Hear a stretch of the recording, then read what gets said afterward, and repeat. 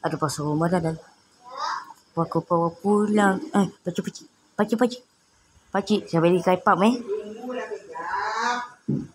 Pakcik, saya beli kaipap Tak dengar je pakcik ni. Okey.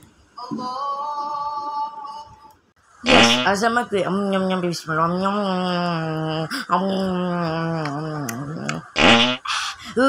Kaipap usia dia ni pedas lah. Macam nak berak. Atas. Yo. Pakcik, saya nak beli kasut. Ada kasut kat sini. Wow, ada kasut kat pasar Ramadan lah. Dah lah, belilah. Pakcik, kenapa buat macam tu lah pakcik? Kenapa? Ini bukan pakcik. Ini pak. Aduh. Pada bukan kita tipu. It's a prank. Aduh.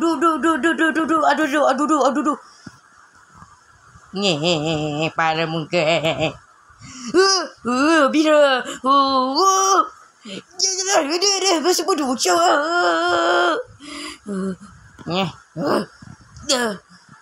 Aduh.